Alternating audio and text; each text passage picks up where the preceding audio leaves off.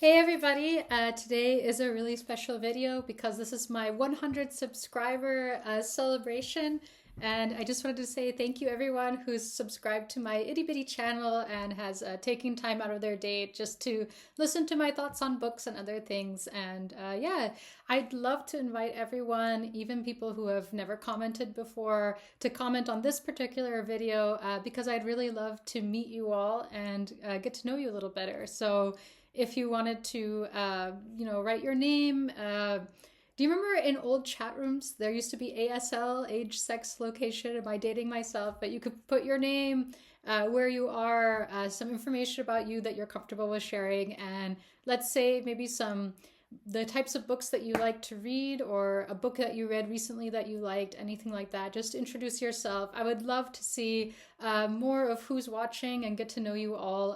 And if you felt shy up until now, now's your opportunity just to drop a little comment and let me know who you are. And yeah, I'd love to meet you. So today I thought I would do something a little different. It's not a book review, but I thought I would show you a few of my fine press books and also share a little bit about what they're like in case you're interested in buying a few for yourself. So I got really into fine press books for a little while. I've moved away from them at this point for a few reasons that maybe I'll get into later. But it's a super fun hobby and it's very, very affordable. And I just wanted to share some of my more favorite pieces with you all just to celebrate my 100 subscribers. So I'll start with my absolute favorite. I think this is my favorite book in my entire collection of fine press books, and it's The Crime of Sylvestre Bonnard. Oh, is this backwards? I'll switch it if I can later, but this one is called The Crime of Sylvestre Bonnard, and it has these nice little illustrations on the front and back cover. And this is from a publisher called the Limited Editions Club, which was a New York-based publisher out of business now in the 20th century. And all of these are basically the highest quality book press that you can get. And they were all, as they say, limited edition and signed by the illustrator. So I've got copy number 1442. And there's the signature. But what's really fun about these is they have such high quality illustrations.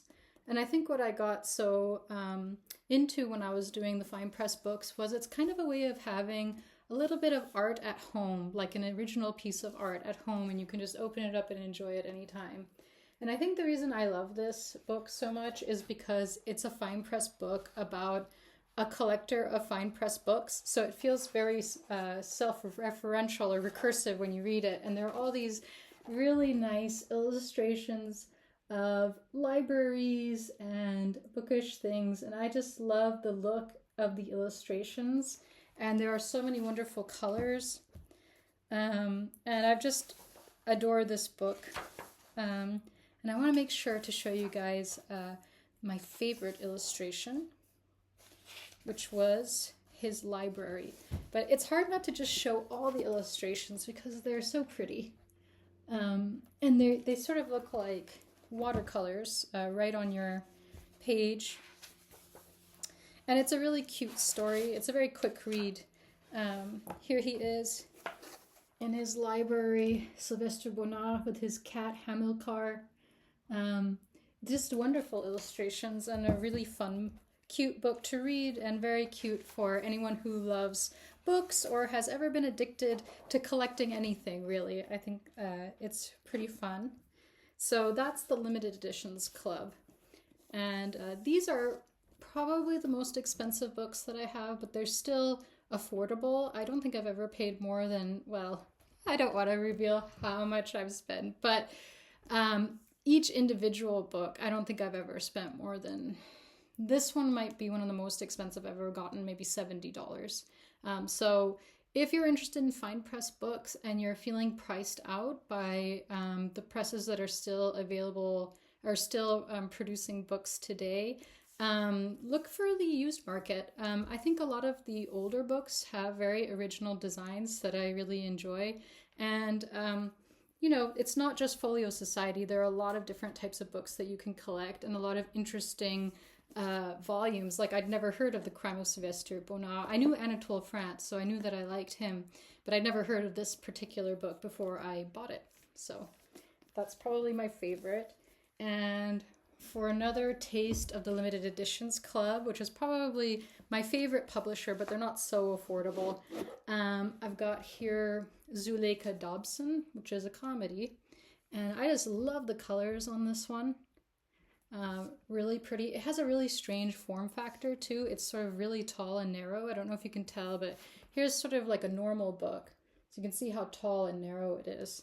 And that gave the illustrator, apparently he chose the format of this book because it gave him more space to insert the kinds of illustrations that he wanted. So it's got that nice speckling along the edges there. That's something you won't get in books that are a step down, like in the Heritage Press, which I'll get to in a second. So this is like sort of premium stuff here. And the other thing that lets you know that it's sort of a fine press if it's older is just how many colors there are. So in the Crime of Sylvester Bonnard, you would have noticed that they really look like watercolor paintings because there are so many colors. And it's kind of the same in this, so it has these really cool papers here. I love that.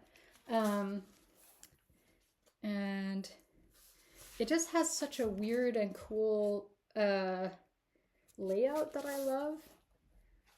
And so you'll get a few black and whites, but you'll also get these nice full color illustrations. Let me see if I can find the one I'm thinking of.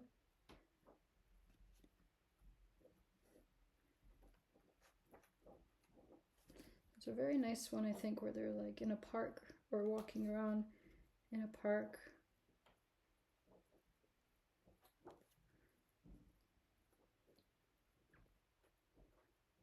Well, nevertheless, here's an example. So he wanted to have these very vertical illustrations there, which I think are so cool. And of course, it's the limited editions club, so you know it's an original. You look in the back, I've got copy number 1159, signed by the illustrator named him. So that's very cool. So those are like the top of the top. These are my fanciest books that I own. But what's really cool about the limited editions club was that after these things left limited edition, they would reprint them a lot of times in a more modest edition under the name, under the heading, the Heritage Press. So these books are very affordable. If you're ever interested in a nice fine press book with a few illustrations for classic literature, these are very, very affordable. In fact, I think a lot of times these are actually cheaper than a new paperback today. You can get them for $10, $15, $20. And so I have a lot of Heritage Press. So the difference is that Heritage Press, the materials will be a little bit, not quite as like fancy, but you can see still very nice. Still sewn bindings, still acid-free paper, but the illustrations will generally be black and white or just fewer colors. So they'll reissue them, sometimes with like sort of a sepia wash instead of full color. So here's an example. Here's Heritage Press, and maybe that would have been, maybe that would have had a wash of color, although this particular one I'm pretty sure was always black and white. And another thing that's fun about Heritage Press, or Heritage Club, excuse me, is they often come with this thing called the Sandglass, which is sort of like a pamphlet that came with the book originally that tells you more information about the illustrator or how they went about making this book or why they decided to make the book. And a lot of Heritage Press books actually still come with these little handouts, and I think they're really fun. And Heritage Press is a really, really nice, I mean, these are still fine press books and they're just so affordable. You don't need to bankrupt yourself if you want to get some nice, heavy hardback books that'll last you a long time. So I like these. And this is like a really typical heritage press. And I have another here that is Heritage Press, and I think looks really quite nice. In the older books, it's not so common to have the covers with interesting designs, but I love this one. I think that's really cool. And we can peek in here. Yes, this has the sand glass, so you can read up all about your particular edition. And I think this one, so here's an example. There are no colors here, and either this was originally just a Heritage Press edition, or it may have had color images. I didn't actually manage to pull one where it's really obvious that it would be a color image in the limited editions club, but nevertheless, it's just sort of nice to have a pretty edition of a book that you like. So that's a great one. And then we have, so I do have a few folio editions, but I also wanted to emphasize how even folio editions, if you look for the right ones, can be really affordable. So I think this one is one of my favorite folio editions. It's The Loved One by Evelyn Waugh. And it's got this sort of neon orange that I think is very cool. And I love the illustrations in this one. So you can start seeing that these are modern because you get these glossy illustrations. But this woman was very, very popular a very popular illustrator in England in the, gosh, I don't know, I think maybe the 80s. But I think her style is just perfect for this funny, comedic book. And they're so cool. And so when you get the newer stuff, you get these glossy images, although I love the older stuff too. And I love her weird, doughy people. And sometimes you get these spreads like this. So like I say, it's a little bit like having art in your home, more affordable, original art in your home. And I love that. And it's sort of, it's fun to look through these as objets more than books sometimes. So that's a fun one from Folio Society. And I believe this was like, I don't know, probably $20 or something when I got it. I do think the used market is getting more and more expensive all the time, but you can still find some really good deals, especially if they're not things that people are particularly nostalgic for. So I don't think The Loved One is a particularly popular book, but what I do is, well, at the time, it was a complete time waste. I used to just look through old Folio Society catalogs. So you can download their old catalogs and you just sort of browse through them. And then when you see something you like, you can just go onto the used market. I really, really recommend eBay. eBay is much better than Abe Books or Via Libri or any of these other used bookstores specifically for getting good deals on fine press books. So that's my tip there. Another one I really like is you can also go outside of the usual fine press, the usual fine presses, I guess. When you want to, just for a lot of places have special editions. So this one's actually Modern Library. And this is a very famous edition of Moby Dick because, as it says, it's illustrated by Rockwell Kent. And these particular illustrations of Moby Dick are very, very famous. It kills me, though, because the edition I got, it was a gift, and I love it. But some person used this book as a textbook, and they underlined everything in sort of neon red pen.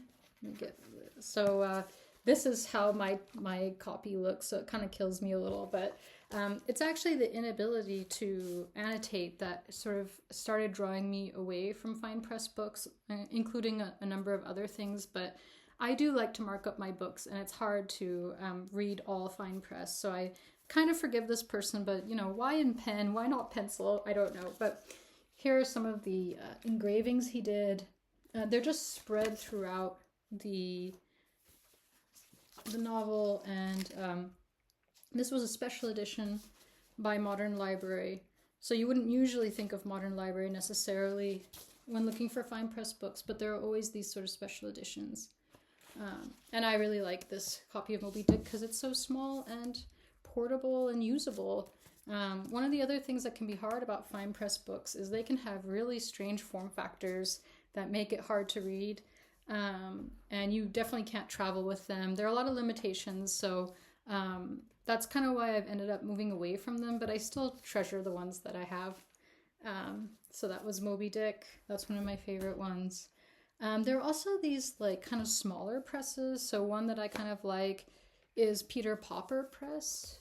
They still exist as like a greeting card company, but for a long time they would make these sort of like gift editions that aren't very high quality. I wouldn't really call them like fine press, but they're really cute, and they haven't aged as well as, you know, the fancier books, but they're really affordable and they're really pretty.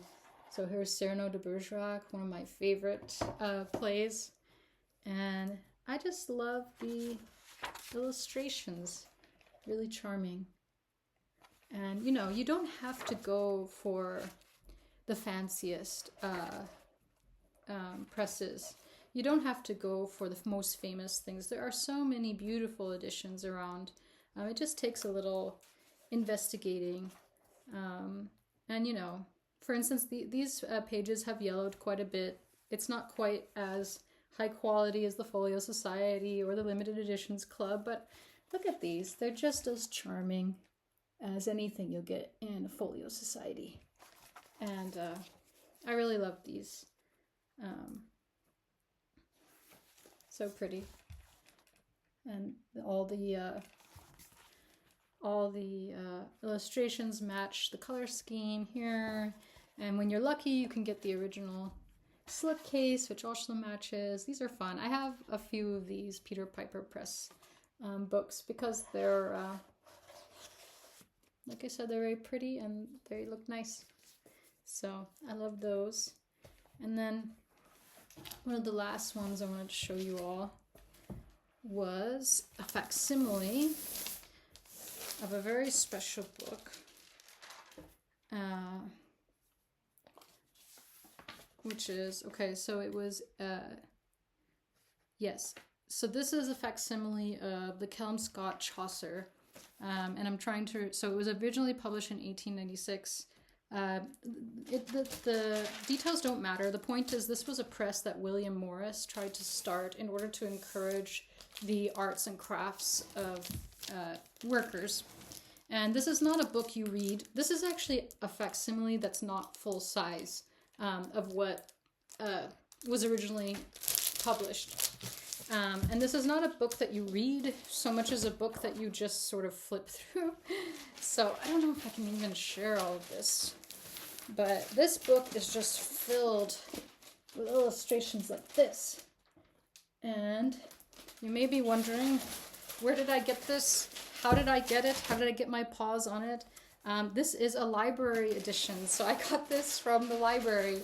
And you would be amazed how many fine press books are at the library. You just have to look around. So each one of these pages is different. Every single page has decorated capitals and illustrations in the margins, and they're all different. So there are no repeats throughout this. So every time you see a capital or every time you see a curling sort of vine motif, they're all different. So we've got grape leaves, and it's quite pretty. It is tough to handle though. So I really love this one. I've kept it as long as the library will allow me to. And it's just fun to flip through.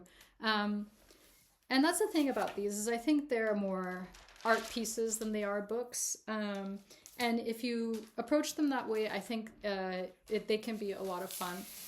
For actually reading though, I think for my money, I would say that the best books that high quality books for actually reading would probably just be Everyman's Library. These are really nice editions. They're relatively affordable, although I think they're also getting more and more expensive every year, but they still have sewn bindings. And actually you shouldn't just look at the headband to know whether or not it's sewn, because a lot of books will just have a fake glued on headband here. But one way you can tell is if you just, if you kind of flip through, you can usually find in the center there will be a part in the crease where you can see little like strings that tells you that it's a sewn binding, and sewn bindings stay together a lot better than glued bindings. So if you want something to last you a really, really long time and not sort of have all the pages fall out, you want a sewn binding. And what I love about these is, you know, maybe if you don't like the cover, you can just take that right off, the dust jacket, and then you can really see the quality. So you get these cloth bound, beautiful sewn acid-free paper. And they're so nice to read. They're just a really nice form factor.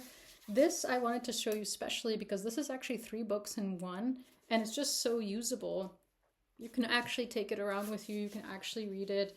It's not tiny type. It's actually very nice, spacious typing there. And they're always pretty. I particularly love the front pages of these. A lot of times these will be in red, and they're pretty and you can actually read them, and I think for my money at this point, this would be my choice for nicer editions. And don't forget to keep the dust cover, because apparently that can be the most valuable part of a book these days, because so many people didn't like dust covers that a lot of used books don't have them anymore, so now they're sought after. But I was never much of a collector in terms of a investor. I just wanted, you know, for resale later, I just wanted pretty editions, and I got really into that for a while. And I think I'm happy with my collection now. I don't think I'll be adding to it, especially as I find myself more and more reading ebooks these days, but it is nice to have a few beautiful editions, and I just wanted to share those with you guys to celebrate my 100 followers, and I'm so glad you guys are here, and yeah, I'm in full celebration mode, so thank you so much, and I'll see you guys in the next one. Bye-bye.